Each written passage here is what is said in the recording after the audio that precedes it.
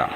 ഇല്ലെങ്കിൽ കല്യാണം നിശ്ചയിച്ച് വെച്ചിരിക്കുന്ന ഒരു പെൺകുട്ടിയാണ്, ആ പെൺകുട്ടി ഇന്നതൊക്കെ ചെയ്യാൻ പാടില്ല എന്ന് പറയുന്നത് സമൂഹത്തിൻ്റെ ഒരു കാഴ്ചപ്പാടുണ്ട്. ആ കാഴ്ചപ്പാടാണ് ശരിക്കും ജാസ്മിന് ബുദ്ധിമുട്ടായിട്ട് വന്നത്.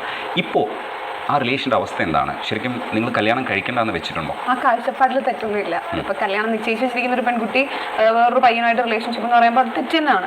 അല്ലെങ്കിൽ റിലേഷൻഷിപ്പ് എന്നല്ല കേട്ടോ, ഒരു പയ്യനോട് ഇഷ്ടം തോന്നുന്നു, അതിന് ക്ലാരിറ്റി ഇല്ല എന്ന് പറയുന്നത് തെറ്റ് തന്നെയാണ്. ആ തെറ്റ് ഞാൻ അക്സെപ്റ്റ് ചെയ്യുന്നുണ്ട്. എൻ്റെ ഭാഗത്ത് നിന്ന് ഒരു തെറ്റുണ്ട്. പിന്നെ ഒരു തെറ്റെന്ന് പറഞ്ഞാൽ നിശ്ചയം ഒന്നും കഴിഞ്ഞിട്ടില്ല, മീൻസ് എൻഗേജ്മെന്റ് കഴിഞ്ഞിട്ടില്ല കേട്ടോ. എൻഗേജ്മെന്റ് എന്ന് പറയുന്ന സാധനമില്ല. പെണ്ണ് കാണലിന് വന്നിരുന്നു, നമ്മളൊരു വാക്ക് പറഞ്ഞിട്ടുണ്ടായിരുന്നു, ബിഗ് ബോസ് കഴിയുമ്പോൾ നമുക്ക് ഏതാണെന്ന് വെച്ചാൽ നമുക്കൊരു ഡേറ്റ് നോക്കി ഫിക്സ് ചെയ്യാം എന്നുള്ളത്. അല്ലാതെ ഒരു നിശ്ചയമോ ഒരു മോതിരം മാറൽ ചടങ്ങോ അങ്ങനൊന്നും കഴിഞ്ഞിട്ടൊന്നുമില്ല. എൻഗേജ്മെന്റ് കഴിഞ്ഞിട്ടില്ല. പിന്നെ നമ്മളത് പറഞ്ഞു വെച്ചിരുന്ന ഒരു പയ്യൻ ഇരിക്കെ തന്നെ നമുക്കൊരു ഷോയിൽ പോകുമ്പോൾ ഒരു പയ്യനോട് ഇഷ്ടം തോന്നുന്നു എന്ന് പറയുന്നത് തെറ്റാണ്. അത് സമൂഹത്തിന്റെ കണ്ടല്ലോ. ഇപ്പം ഞാനായിരുന്നു ഒരു തേർഡ് പേഴ്സൺ, ഞാനൊരു വേറൊരു പെൺകുട്ടിയുടെ അവസ്ഥയാണ് ഞാൻ ഇങ്ങനെ കാണുന്നെങ്കിൽ എൻ്റെ കണ്ണിലും ഉറപ്പായും ആ പെൺകുട്ടി തെറ്റുകാരി തന്നെയാണ്. ഒരിക്കലും അത് ന്യായീകരിക്കുന്നില്ല. പക്ഷെ ഞാൻ എൻ്റെ കാര്യം എന്ന് പറയുന്നത് തെറ്റാണെന്ന് ഞാൻ അക്സെപ്റ്റ് ചെയ്യുന്നുണ്ടെങ്കിലും എൻ്റെ സിറ്റുവേഷൻസ് എന്നെ എനിക്കറിയില്ല, എൻ്റെ അവിടുത്തെ സാഹചര്യം എന്നെ ആ ഒരു ഇതിലോട്ട് കൊണ്ടെത്തിക്കായിരുന്നു. ഞാൻ കൺഫ്യൂസ്ഡ് ആയിപ്പോയി എന്നുള്ളതൊരു സത്യമായിപ്പോയി. ഇപ്പോൾ ആ റിലേഷൻ്റെ ഇപ്പോഴത്തെ അവസ്ഥ എന്താണ്? ആ റിലേഷൻഷിപ്പിന് നടക്കില്ല.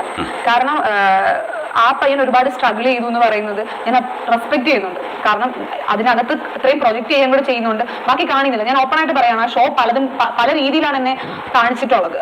പിന്നെ നമുക്ക് ആ ഷോയിൽ ഒന്നും പറയാൻ പറ്റില്ല, കാരണം അവരെനിക്ക് ഡെയിലി വേജസ് തരുമ്പോഴും നമ്മൾ അതിനകത്തിരുന്ന് അറിയുന്നില്ലല്ലോ ബ്രോ.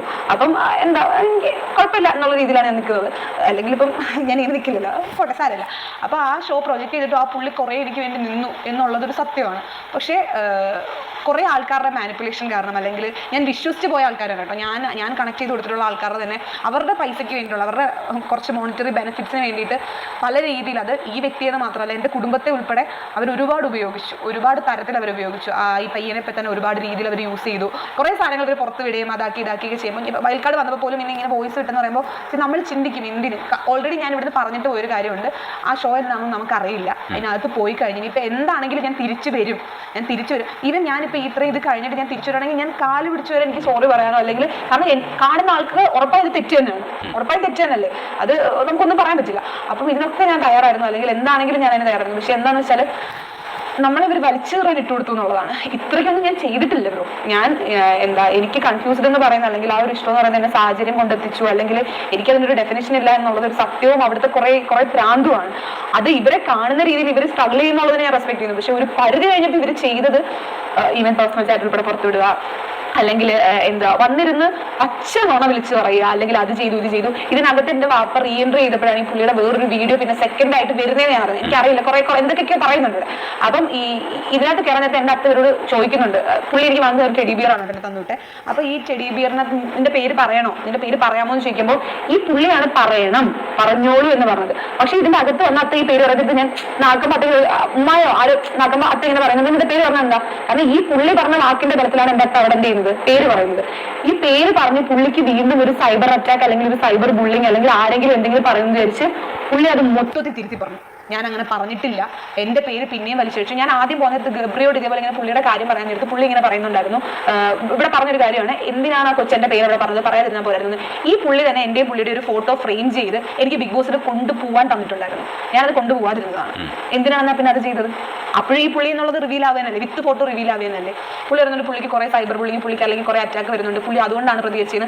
നമുക്ക് കൂടിപ്പോയാലും ഇപ്പോൾ ഈ പുള്ളിയുടെ പേര് അവിടെ ചേഞ്ച് ചെയ്താൽ ഒരു കുഴപ്പമില്ല എന്നുള്ളൊരു പേര് ഞാനോട് പറയാണ്. ഈ പുള്ളി ആരാന്ന് ആൾക്കാർക്ക് അറിയില്ല, അത്രയും എന്താണ് ഏതാണെന്ന് അറിയില്ല. പുള്ളി ഇവിടെ കൊണ്ടുവന്ന ഈ ഒരു സാധനം റിയാക്ട് ചെയ്തുകൊണ്ടാണ് ഇത്രയും ഇതായിട്ട് ഈ സാധനം എന്ത് ചെയ്തത്, കത്ത് ചെയ്ത്. പുള്ളിക്ക് സ്കിപ്പ് ചെയ്യാം, അല്ലെങ്കിൽ എന്തെങ്കിലും ഇതിനകത്ത് കാണും, എന്താണ് ഏതാണെന്നൊന്ന് അറിയാൻ വേണ്ടിയിട്ട് കുറേ പുള്ളിക്ക് ശ്രമിക്കാം. ഒന്നും വേണ്ട, 3 മാസം കഴിയുമ്പോൾ എനിക്കാണ് അവിടെ 1.5 വർഷം, ഈ പുറത്തു നിന്ന് കാണുന്നവർക്ക് 3 മാസം തന്നെ അല്ലേ, അവിടെ കിടന്ന് അനുഭവിക്കുന്നത് നമ്മളല്ലേ. അപ്പം ഞാനിവിടെ തിരിച്ചു വരുന്നവരൊന്ന് വെയിറ്റ് ചെയ്യാം. ഞാൻ മരിച്ചില്ലെങ്കിൽ ഉറപ്പായി ഇവരുടെയൊക്കെ അടുത്ത്, ഇപ്പം ഞാൻ എൻ്റെ വീട്ടുകാരടുത്തും അല്ലെങ്കിൽ എനിക്ക് പ്രിയപ്പെട്ടവരത്തും അല്ലാതെ ഞാൻ എവിടെ പോകാൻ, എനിക്ക് എവിടെയും പോകാൻ വേറെ ഇല്ല. പിന്നെ ഞാൻ ഇവരുടെ അടുത്ത് വരുന്നവർക്ക് ഒന്ന് ക്ഷമിക്കാം. പക്ഷേ എന്നെ കുറേ പൈസയ്ക്ക് വേണ്ടിയിട്ട്, അല്ലെങ്കിൽ ചെയ്യാത്തതും ഇല്ലാത്തതും പൊല്ലാത്തതും പറഞ്ഞ് പേഴ്സണൽ ചാറ്റ് ഉൾപ്പെടെ എല്ലാം പുറത്ത് വിട്ട ഒരാളെ എന്തിനു ഞാനിനി സംസാരിക്കാൻ പോലുമുള്ള ഇതില്ല.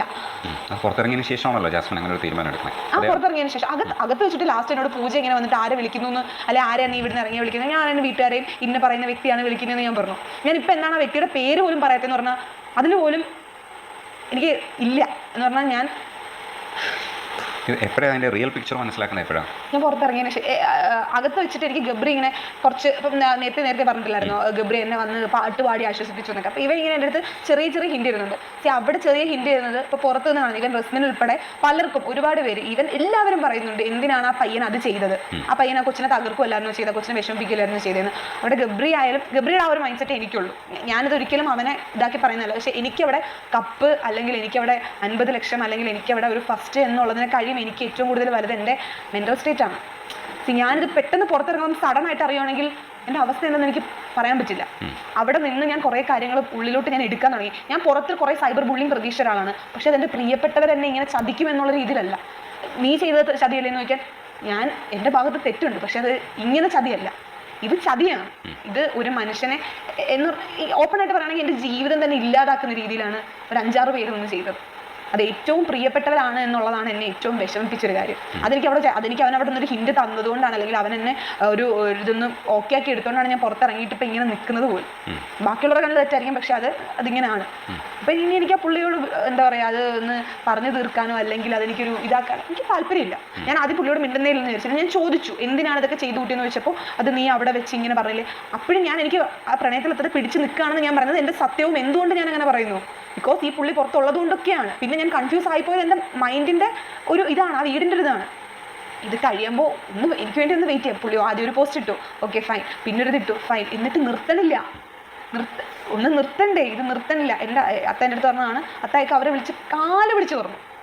ഈവൻ എൻ്റെ ആദ്യത്തെ റെക്കോർഡ് തൊട്ട് എൻ്റെ അത്തായും ഉമ്മായും സംസാരിക്കുന്ന തൊട്ട് ഈവൻ എൻ്റെ അത്താടെ ഒരു വോയിസ് ക്ലിപ്പ് വരെ എനിക്കിപ്പോൾ ലാസ്റ്റ് അയച്ചു തന്നു. എൻ്റെ അത്ത ഇങ്ങനെ സഹിയിട്ട് ഇങ്ങനെ പറയുന്നതുകൊണ്ട് അവൾ പോയി ചാവട്ടെ.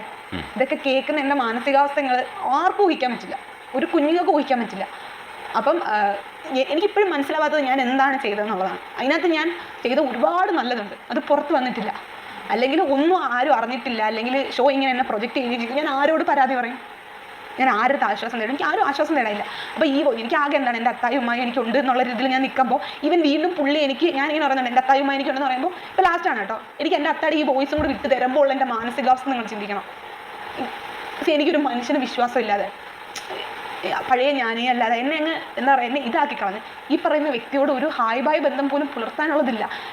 ഇപ്പം ഇതൊക്കെ പറയുന്നുണ്ട് കുറേ പേരിനോട് ആ പുള്ളി മാനസികപരമായി കുറേ ബുദ്ധിമുട്ട് ഏർപ്പെട്ടു, അതിട്ടു. റെസ്പെക്ട് ചെയ്യാണ്, പക്ഷേ എന്നെ റെസ്പെക്ട് ചെയ്യാൻ പറ്റാത്തൊരു ഘടകമാക്കി മാറ്റുന്ന അറിയാമോ? ഒരാഴ്ചയ്ക്ക് മുൻപ് ഞാൻ ഇറങ്ങിയതിന് ശേഷം ഞാൻ ഈ പുള്ളിയുടെ ഒരു വാട്സപ്പ് സ്റ്റാറ്റസ് കണ്ടാണ്, പുള്ളി ഒരു BGM ഒക്കെ ഇട്ടിട്ട് കണ്ണാടിയുടെ മുമ്പിൽ നിന്നൊരു വീഡിയോ എടുക്കുകയാണ്. 3 മാസം കൊണ്ട് എനിക്ക് വന്ന ഡാർക്ക് സർക്കിൾസ്. ഇതൊക്കെ ചെയ്യാനുള്ളൊരു മനസ്സെങ്കിലും അവർക്ക് വരുന്നില്ലേ? ഒന്നും ഇല്ലെങ്കിൽ ഒരു നല്ലൊരു ഷർട്ട് എടുത്തിട്ട് അല്ലെങ്കിൽ ഇതെടുത്തിട്ട് ഇവർക്ക് വന്നിരുന്ന് ഈ ക്യാമറയുടെ മുമ്പിൽ ഇരുന്ന് ഘോരം പ്രസംഗം, എനിക്കതില്ല. എനിക്ക് ഒന്നിനുള്ള മാനസികാവസ്ഥ ഇല്ല. അത്രയും എന്നെ ഇതാക്കി കളഞ്ഞു എല്ലാവരും ഇവിടെ. പിന്നെ എന്താണ് ബ്രോ? അല്ലെങ്കിൽ എല്ലാവരും കൂടെ ഒരുപക്ഷെ ഒന്നെങ്കിൽ പുള്ളി എല്ലാവരും കൂടെ ഒരു പയ്യനുണ്ട് ഇതിനകത്ത്, ഞാൻ ഒരുപാട് വിശ്വസിച്ച പയ്യനുണ്ട്. അപ്പോൾ ഇയാളെ മാനിപ്പുലേറ്റ് യൂട്യൂബറാണ്, മാനിപ്പുലേറ്റ് ചെയ്താവും. ഈവൻ എൻ്റെ ലാപ്ടോപ്പിൽ നിന്ന് വരെ എന്ന് പറഞ്ഞാൽ ഞാൻ ഇവരെ വിശ്വസിച്ച് ഈ പറയുന്ന 2-3 വ്യക്തികളെ വിശ്വസിച്ചാണ് ഞാൻ എന്ത് ചെയ്യുന്നത്, എൻ്റെ വീട്ടുകാരെ ഏൽപ്പിച്ചിട്ട് പോകുന്നത്. അപ്പോൾ ഇവരെ ഇടയ്ക്കിടയ്ക്ക് ഈ പോസ്റ്റ് ഇട്ടാലും വീണ്ടും എൻ്റെ വീട്ടിൽ വരുമ്പോൾ എൻ്റെ വീട്ടുകാർ ആ പോട്ട് മക്കളെ എന്ന് പറഞ്ഞ് സ്വീകരിക്കുന്നതെല്ലാം ഉണ്ട്. അപ്പോൾ എൻ്റെ ലാപ്ടോപ്പിൽ നിന്ന് വരെ ഇവർ പെൻഡ്രൈവ് കുത്തി ഓരോ സാധനങ്ങൾ എടുക്കാൻ നോക്കുക. എൻ്റെ ഇൻസ്റ്റാഗ്രാം ഇവർ ഫുള്ളായിട്ട് ഇവർ കയ്യിൽ വെച്ചേക്കുമായിരുന്നു. ലാപ്ടോപ്പിൽ എടുത്തിട്ടില്ലെന്നാണ് അയാൾ വിശദീകരിക്കുന്നത്. ഇല്ല, എടുത്തിട്ടില്ല. എടുക്കാൻ പാസ്വേഡ് പറഞ്ഞു കൊടുത്തില്ല. പാസ്വേഡ് പറഞ്ഞു കൊടുത്തിട്ടുണ്ടെങ്കിൽ ഉറപ്പായി എടുക്കുമല്ലോ. എന്താണ് ഇവർക്ക് വേണ്ടത്? എൻ്റെ യൂട്യൂബോ എൻ്റെ ഇൻസ്റ്റാഗ്രാമോ? എൻ്റെ ഇൻസ്റ്റാഗ്രാം ഇവർ ഞാൻ കൊടുത്തിട്ടാണ് പോയത്. എന്ന് പറഞ്ഞാൽ എൻ്റെ ഇൻസ്റ്റ യൂട്യൂബ് ഞാൻ കൊടുത്തിട്ടായിരുന്നു ഒരു സമയത്ത് പോയത്, പോകുന്നതിന് മുമ്പ്. യൂട്യൂബ് എങ്ങനെയാണ് പറയുന്നത് പോയത് എനിക്കറിയില്ല. ഇൻസ്റ്റ ഈ പറയുന്ന ഈ എൻഗേജ്മെന്റ് യൂട്യൂബർ അല്ല, മറ്റേ വ്യക്തി ഉണ്ടല്ലോ, എൻ്റെ റിലേഷൻഷിപ്പ് എന്ന് പറയുന്ന അയാളെയായിരുന്നു ഏൽപ്പിച്ചത്. ഫുള്ള് ഞാൻ പുള്ളിക്ക് കൊടുത്തിട്ടായിരുന്നു പോയത്. അപ്പോൾ ഈ പുള്ളി ഒരു പരിധി കഴിഞ്ഞപ്പോൾ എൻ്റെ ഇൻസ്റ്റ ഫുള്ള് ഇന്നാക്റ്റീവ് ആയി തുടങ്ങി. അപ്പം ഇങ്ങനെ എൻ്റെ വീട്ടുകാർ പറഞ്ഞു ഇൻസ്റ്റ ഇങ്ങനെ തിരിച്ചു തരാൻ പറഞ്ഞു. പുള്ളി പറഞ്ഞു പുള്ളിയുടെ കയ്യിൽ നിന്ന് ഫുള്ള് പോയി, പുള്ളി ലോഗിൻ ചെയ്യുന്നില്ല, പുള്ളി എല്ലാം കളഞ്ഞു. ഞാൻ തിരിച്ചിറങ്ങിയപ്പോൾ എൻ്റെ ഇൻസ്റ്റ എൻ്റെ ഇല്ല, എൻ്റെ യൂട്യൂബ് എൻ്റെ ഫുള്ള് ഇവരെ ഇത് ആക്കി വെച്ചേക്കുക. ലാസ്റ്റ് ഞാൻ വിളിക്കാൻ നേരത്തെ ഫോൺ എടുക്കുന്നുണ്ടായിരുന്നില്ല. ഞാൻ അങ്ങനെ പുള്ളിയുടെ ഒരു കൂട്ടുകാരെ വിളിച്ചിട്ട് ഈ കൊച്ചിനോട് ഞാൻ പറഞ്ഞു എൻ്റെ പാസ്വേഡ് എനിക്കാണ്, അത് അവന് സൗകര്യമുള്ളപ്പോൾ നിനക്ക് തരുമെന്ന്. ഇതിൻ്റെയൊക്കെ തെളിവുണ്ട് കേട്ടോ, സൗകര്യമുള്ളപ്പോൾ നിനക്ക് തരുമെന്ന്. ഞാൻ പിന്നെ പോലീസ് സ്റ്റേഷനിൽ പോയി, എനിക്ക് വേറെ വഴിയില്ല, കാരണം എൻ്റെ അന്നമാണ് ഇതൊക്കെ. ഞാൻ പോലീസ് സ്റ്റേഷനിൽ പോയപ്പോഴത്തേക്ക് അപ്പം എനിക്ക് കിട്ടുമെന്ന്. ഞാൻ പ്രൈവറ്റ് ചാറ്റ് ഉൾപ്പെടെ പുറത്ത് വിടുന്നത് ഒരു ക്രിമിനൽ ഒഫൻസാണ് അല്ലേ? ഞാൻ എന്നിട്ടും ഇതിന് പ്രതികരിക്കാതിരിക്കുന്നത് ഞാൻ ഒരു സമയത്ത് അറിഞ്ഞോ അറിയാതെയോ പുള്ളിയോട് തെറ്റ് ചെയ്തു എന്നുള്ളൊരു മനസ്സെനിക്കുള്ളതുകൊണ്ടും പിന്നെ എനിക്കൊന്നും ഇവരെ ചെയ്യണ്ട, ഒക്കെ കൊടുത്തോളൂ എന്നുള്ളൊരു വിശ്വാസം ഉള്ളതുകൊണ്ടാണ്. പിന്നെ എനിക്ക് ഇവരോടൊന്നും ഒരു കമ്മിറ്റ്മെൻറ്റിൻ്റെ ഒരു ആവശ്യം വരുന്നില്ല. കമ്മിറ്റ്മെൻറ്റിൻ്റെ ഒക്കെ ആവശ്യം വന്നേനെ, ഇപ്പം ഞാൻ എന്തായാലും അത് വരുന്നില്ല. അല്ലായിരുന്നെങ്കിൽ ഒരു പക്ഷേ ആ സ്നേഹം അങ്ങനെ തന്നെ നിലനിൽക്കുന്നതുകൊണ്ടാണല്ലോ അകത്ത് കൺഫ്യൂഷൻ വന്നത്. പുറത്തിറങ്ങുമ്പോഴും ആ മാനസികാവസ്ഥ ഉണ്ടായിരുന്നില്ലേ? ഇയാളെ വിളിക്കണം, കാണണം, ഇതൊക്കെ അറിയില്ലായിരുന്നെങ്കിൽ? പിന്നെ ഉറപ്പായും ഉണ്ടായിരിക്കും. ഞാൻ അവിടെ നിൽക്കുമ്പോൾ ഞാൻ പറഞ്ഞില്ല, ഞാൻ പൂജയോട് ഞാൻ ഇങ്ങനെ പറയുന്നുണ്ട് എനിക്ക് ഇന്നാളെ വിളിക്കണം എന്ന് ഞാൻ പറയുന്നുണ്ട്. അതിൻ്റെ വീഡിയോ ഒക്കെ ഉണ്ട് കേട്ടോ. അപ്പം ഞാൻ ഇങ്ങനെ വിളിക്കണമെന്നൊക്കെ പറയുന്നുണ്ട്. പക്ഷെ പെട്ടെന്ന് ഇത് ഇങ്ങനെ എൻ്റെ അടുത്ത് പറയുമ്പോൾ എനിക്ക് കുറേയൊന്നും ഞാൻ വിശ്വസിച്ചില്ല. കുറേയൊക്കെ കാണുമ്പോൾ എനിക്ക് അത്ഭുതം. ഈ പുള്ളി ഇങ്ങനെ പറയുന്ന ഒരു വീഡിയോ ഉണ്ട്, ഇവൾ എന്നെ കുറേ യൂസ് ചെയ്തു, എത്രയോ പൈസ എന്നൊക്കെ. ഞാൻ പുള്ളി വിളിച്ച് ഞാൻ ചോദിച്ചു, നിങ്ങൾക്ക് എന്ത് പൈസ ഞാൻ തരാളെ? ഒന്നും തരാനില്ല. ഒരു മനുഷ്യർക്കും ഒന്നും ഞാൻ എവിടെയും കൊടുക്കാനില്ല, ആർക്കും കൊടുക്കേണ്ട ഒരു കാര്യം എനിക്ക് വന്നിട്ടില്ല. എന്തിനാണ് ഇതൊക്കെ പറയുന്നതെന്ന് പോലും എനിക്ക് അറിയില്ല. അപ്പോൾ ഞാൻ യൂസ് ചെയ്തു. അപ്പോൾ എൻ്റെ അടുത്ത് പറഞ്ഞു, യൂസ് ചെയ്യാന്ന് പറഞ്ഞാൽ നീ എന്നെ ഫിനാൻഷ്യലി യൂസ് ചെയ്തെന്നല്ല, നീ എന്നെ അല്ലാതെ മെൻ്റലി യൂസ് ചെയ്യുന്നതാണ്. എന്താണ് ഈ മെൻ്റലി യൂസ്? അപ്പോൾ ഞാൻ ഓക്കെ ശരി ഫൈൻ, റിലേഷൻഷിപ്പ് ആയിരുന്നു, ഇതായിരുന്നു, ഒന്ന് വെയിറ്റ് ചെയ്യാൻ ബ്രോ. അല്ലെങ്കിൽ ആദ്യം ചെയ്തു, 1, 2, 3 വട്ടം ചെയ്തു, പിന്നെ വെയിറ്റ് ചെയ്തൂടെ? പിന്നെയും തകർക്കാവുന്നതിൻ്റെ അങ്ങേ അറ്റം തകർത്തിട്ട് യൂസ് ചെയ്തു എന്ന് പറഞ്ഞിട്ട് ഈ ഇടുന്ന പേഴ്സണൽ ചാറ്റിനകത്ത് ഇടുന്നത് എനിക്ക് കുറച്ച് സാധനങ്ങൾ വാങ്ങിക്കാനുള്ളതിൻ്റെ ലിസ്റ്റ്, അതിൻ്റെ ഇത് വിട്ടിട്ട് യൂസ് ചെയ്യുന്ന പറയുമ്പോൾ ഒബ്വിയസ്ലി ആൾക്കാർ എന്താ ചിന്തിക്കുക? ആ ചെറുക്കനെ വെച്ച് ഈ കൊച്ചു അവിടെ പോയി ഒരു ഞാൻ കണ്ടതാണ്, ഈ ചെറുക്കനാണ് ഈ കൊച്ചിന് എല്ലാം വാങ്ങിച്ചു കൊടുത്തത്. അതാണ് കാണുന്നത്. ഈ അകത്തേക്ക് പോകുന്ന സമയത്ത് ഈ വാപ്പയോടൊക്കെ സംസാരിക്കുന്നത് മാതിരി ഓപ്പണായിട്ട് അവിടെ പോയിട്ടുണ്ടാക്കാൻ ശ്രമിക്കുന്ന കോമ്പോസ് ഒക്കെ കണ്ടിട്ടുണ്ടാവുമല്ലോ ബിഗ് ബോസിൽ. അപ്പം അയാൾ അങ്ങനെയുള്ള എന്തെങ്കിലും തരത്തിലുള്ള സംസാരം, ഇല്ലെങ്കിൽ നിങ്ങൾ തമ്മിൽ അങ്ങനെയുള്ള എന്തെങ്കിലും സംസാരം നടന്നിട്ടുണ്ടോ? അകത്ത് പോയാൽ ഞങ്ങൾ തമ്മിൽ ആകെ ഞാൻ ഈ ബിഗ് ബോസിൻ്റെ ഒരു സാധനം വന്നപ്പോൾ തൊട്ട് ഞാൻ പറഞ്ഞുകൊണ്ടിരുന്ന ഒരു സാധനമാണ്, നമുക്ക് ഈ ഷോ എന്താണെന്നറിയില്ല. പുറത്ത് നിന്ന് കാണുന്ന ഷോ, ഇതിനകത്ത് പോയിട്ട് ലൈഫ് തൊലഞ്ഞിട്ടുള്ള ഒരുപാട് പേരെ നമ്മൾ കണ്ടിട്ടുണ്ട്. എന്നിട്ട് നമ്മൾ ആ റിസ്ക് എടുത്ത് അതിനകത്തോട്ട് പോകുന്ന എന്തിനാണ്? നമ്മുടെ കരിയർ എങ്ങനെയെങ്കിലും ഒന്ന് ബിൽഡ് ആവണമെങ്കിൽ ആവട്ടെ, ഇപ്പം നമുക്ക് നെക്സ്റ്റ് ലെവൽ എന്നുള്ള രീതിയിലല്ലേ നമ്മൾ ചിന്തിക്കണേ. ബിഗ് ബോസ് എന്നൊരു പ്ലാറ്റ്ഫോമിൽ ഞാൻ അങ്ങനെയാണ് നോക്കിക്കാണുന്നത്. അപ്പം ഇതിനകത്ത് പോകുന്നതിന് മുമ്പ് ഞാൻ ഈ പുള്ളിയോടെന്നല്ല എൻ്റെ വീട്ടുകാരോടും എല്ലാവരോടും ഞാൻ പറഞ്ഞൊരു സാധനമാണ്, എന്ത് വന്നാലും ഞാൻ വരുന്നത് വരെ സമാധാനപ്പെട്ടിരിക്കണം. എന്ത് വന്നാലും ഇപ്പം എനിക്ക് അറിഞ്ഞൂടാ, ഇതിപ്പോൾ ഞാൻ അപ്പം ഇവിടെ മുൻകൂട്ടി നമ്മൾ കണ്ടിട്ടുണ്ട് കുറേ പേർ ഇത് പോയിട്ടുണ്ട്. അപ്പം നമ്മുടെ പോകില്ലെന്നോ അല്ല, ഇനിയിപ്പോൾ ഉണ്ടെങ്കിലും ഇല്ലെങ്കിലും സമാധാനപ്പെട്ടിരിക്കണം, ഞാൻ തിരിച്ചു വരും എന്നുള്ളത് എനിക്ക് പറയാൻ പറ്റുള്ളൂ. ഇനിയിപ്പോൾ അവിടെ ഇപ്പോൾ എന്നെ വെച്ച് വേറെ ഒരാളെ വെച്ച് പറയുകയാണ്, അതൊക്കെ അവിടെ നടക്കാറുണ്ട്. ഇപ്പം ഞാൻ കണ്ടുള്ള സാധനമാണ്, നമ്മുടെ ഈ ഒരു ഏജ് കാറ്റഗറി വരുന്ന ആൾക്കാരെ ഒരു കോംബോ എന്നുള്ള രീതിയിൽ ക്രിയേറ്റ് ചെയ്യുക, അല്ലെങ്കിൽ ഒരു കോംബോ എന്നുള്ള രീതിയിൽ പുറത്ത് പോകുക, ഇങ്ങനെ സാധനങ്ങൾ നമ്മൾ കണ്ടിട്ടുണ്ട്, ഒരുപാട് നമ്മൾ കണ്ടിട്ടുണ്ട്. അപ്പോൾ അങ്ങനെ വേണം. അതിപ്പോൾ ലവ് എന്ന് തന്നെയൊന്നുമില്ല, ഫ്രണ്ട്ഷിപ്പായിട്ട് വരുന്നുണ്ട്, ബ്രദർ ആൻഡ് സിസ്റ്റർ. ഇപ്പോൾ എന്നെ അർജുനെ കാണിക്കുന്ന ബ്രദർ ആൻഡ് സിസ്റ്റർ എന്നുള്ള രീതിയിലാണ്. അപ്പോൾ അങ്ങനെ പല രീതിയിലുള്ള സാധനം വരും. ഇപ്പോൾ എന്ത് വന്നാലും നിങ്ങൾ വെയിറ്റ് ചെയ്യണം എന്നാണ് ഞാൻ പറഞ്ഞിട്ട് പോയത്. പക്ഷേ ഇവർക്ക് ഒരു പരിധി കഴിഞ്ഞപ്പോൾ, ഇപ്പോൾ എൻ്റെ വീട്ടുകാർക്കാണെങ്കിലും ഒരു പരിധി കഴിഞ്ഞപ്പോൾ അവർക്ക് പറ്റുന്നുണ്ടായിരുന്നില്ല. കാരണം ഷോ കാണിക്കുന്നതും അങ്ങനെയാണ്. നാട്ടുകാരല്ല ഇങ്ങനെ അതും ഇതും റീൽ എടുത്തിടുന്നതിനകത്തൊരു മോളെ ഇങ്ങനെയൊക്കെ പറയാമോ, അങ്ങനെ എൻ്റെ അത്ത എന്തോ 50 ലക്ഷം കിട്ടാൻ വേണ്ടി മോളെ വിറ്റ് തിന്നുന്നു എന്ന് വരെ പറയുമ്പോൾ എൻ്റെ വീട്ടിൽ ഭയങ്കര നാട്ടും പുറത്തുള്ളൊരു കുടുംബമാണ് എൻ്റെ. അപ്പം ഇവർക്കിതെങ്ങനെ ഹാൻഡിൽ ചെയ്യണമെന്ന് അറിയില്ല, അറിഞ്ഞുകൂടാ.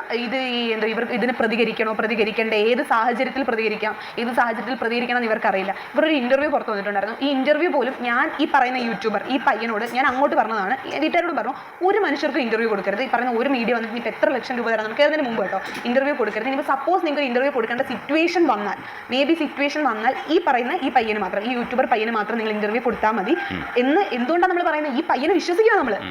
നമ്മുടെ കുടുംബത്തെയും അല്ലെങ്കിൽ എന്നെയും ഞാൻ അത്രയും വിശ്വസിക്കുക, അല്ലെങ്കിൽ നമ്മളെ തകർക്കില്ല, അല്ലെങ്കിൽ നമുക്ക് പൈസയ്ക്ക് വേണ്ടി നമ്മൾ ഉപയോഗിക്കില്ല എന്നുള്ളൊരു ട്രസ്റ്റാണ് നമുക്ക് ഇവരോടൊക്കെ ഉള്ളത്. ആ ട്രസ്റ്റ് വരെ പൊട്ടിച്ച് എൻ്റെ വീട്ടുകാർ പറഞ്ഞതിനകത്ത് പലതും ഇവർ തന്നെ പറഞ്ഞിട്ടുണ്ട്. ഇന്നത് പറ എന്ന് പറയുമ്പോഴത്തേക്ക് അവരെന്ത് ചെയ്യുക? മോള് പറഞ്ഞേൽപ്പിച്ചിട്ട് പോയവരല്ലേ, വിശ്വസിക്കാമല്ലോ അല്ലേ എന്നുള്ള രീതിയിൽ വിശ്വസിച്ചു.